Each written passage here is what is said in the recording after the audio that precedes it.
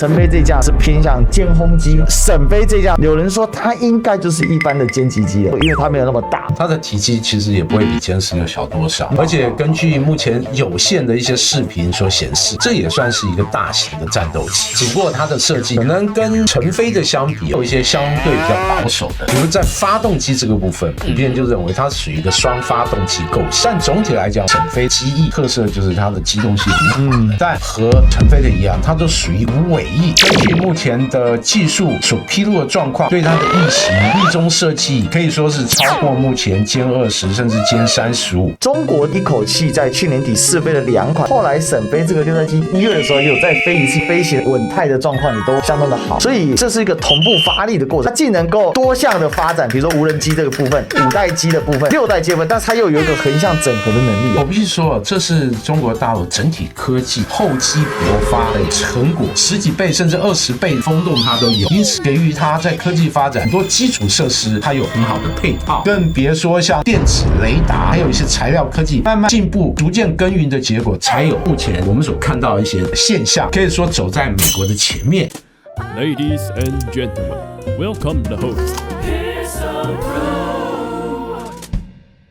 6代机 Part 2， 那上次聊的是成都飞机公司，那这次我们来聊沈飞的。沈飞这架呢是偏向歼轰机，那沈飞这架战机有人说它应该就是一般的歼击机了，因为它没有那么大。其实你说沈飞的其实也未必小哦，看这个体型，特别是之前它还有跟歼16一起伴飞嘛，它的体积其实也不会比歼16小多少。而且根据目前有限的一些视频所显示，这也算是一个大型的战斗机，只不过它的设计可能跟成飞的相比有一些相对比较保守的，比如在发动机这个部分，普遍就认为它是属于一个双发动机构型，而不像成飞它是3发动机构型的战斗机。但总体来讲，我们回归沈飞，我们只能根据有限的视频来研判，它的机翼设计、机体设计真的很特别，普遍是称之为兰姆达。它因为它的这个机翼的这个外形很像是希腊字母兰达，对，所以称之为兰姆达这个机翼。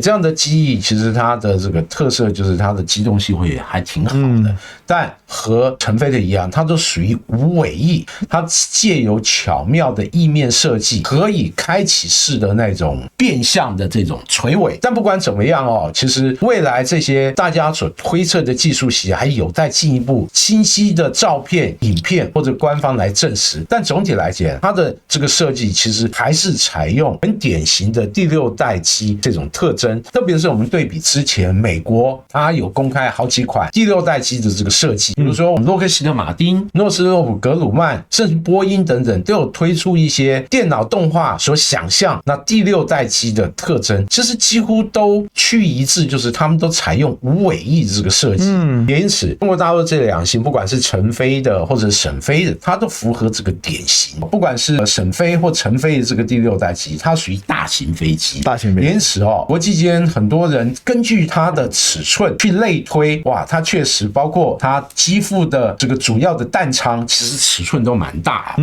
特别是像沈飞的，估计大概它的弹仓长度大概7公尺，宽度也有4公尺以上。因此它可以搭载很多空对空和空对地的武器，比如说目前解放军可能已经服役的霹雳17这样的将近6公尺长的超远程的空飞弹，它就可以挂载。那此外，像一些空对地的极音速攻击飞弹，它是不是也能搭载？中国这一次一口气在去年底试飞了2款，而且我们知道后来沈飞这个6代机还有在1月的时候有再飞一次，又被拍到嘛。对，那整个看到它的这个飞行的这个稳态的状况也都相当的好对，所以我们可不可以这样讲说，其实这是一个同步发力的过程，你等于你要很多工业的指标，你要很多军事的能力要多方搭配，你才可以有办法出这6代机，否则你出这6代机，第一个你可能是光杆将军啊，对，第二个你的这个发动机如果效能不到，或者它的材料学这个不够成熟的话，你的发动机的寿命有限，那你这个飞机的战力也是有限。现在看起来整个中国大陆空军的部分，它呈现的是像科技树一样整个散开的一个状况，它既能够多项的发展，比如说无人机这个部分、5代机的部分、6代机的部分，但是它又有一个横向整合的能力我必须说，这是中国大陆整体科技厚积薄勃发它的一个成果。但我们都知道1990年苏联解体以后，再加上中国大陆改革开放，它有更多的资源用于军事科技，再加上网罗一些可能前苏联体系的一些专家，还引进一些技术，那开始它军工体系慢慢耕耘的发展之路。而且以大陆的体制来讲，它做这些规划，它可以很稳步的推进。那它的体制毕竟和欧美不同，那欧美强调是自由经济资本主义，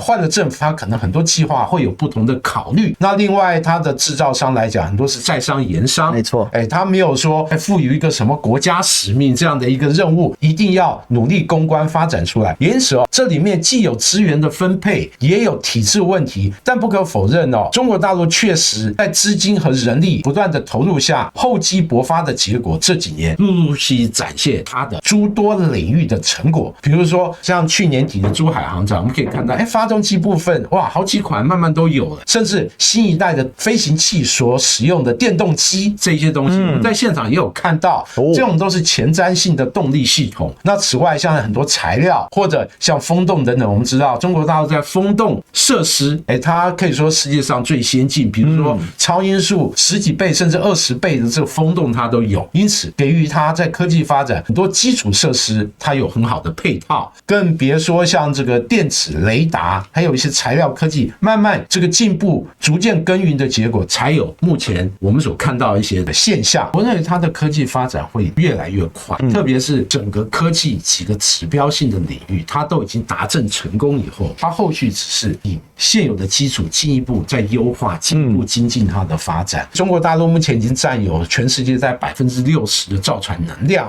或者接获订单。我认为这个趋势会越来越向中国大陆倾斜，因为像造船业就是大者可能很大，对，特别是中国大陆从北到南，规模化很重要，太多了。那确实对于世界各国来讲，要进行整个造船的竞争，困难度真的是越来越大。你说造船跟飞机有什么关系？因为飞机它毕竟有很多地方它是有相对军事隐秘性，我们没有办法完全知道它这个设计的过程。但是你从一些比较商业化的产业链，你就可以看到这个中国今天它到底它的工业的程度是怎么来？它透过完整的产业链，然后做这种大规模的生产，这个其实是快速迭代更新它科技的一个基底。然后另外呢，量大，所以呢就可以让它的整个价格就降了下来。然后它有一个更好的平台。我就记得几年前大家谈涡扇发动机的时候，还在讲涡扇发动机性能不达标啊，材料不行啊，都没想到几年这个国产就陆续换装了。然后呢，现在已经可以搞出3发的6代机了，就你会觉得蛮惊讶的，速度很快啊，那也是很赞叹啊，就说哇，真的了不起啊。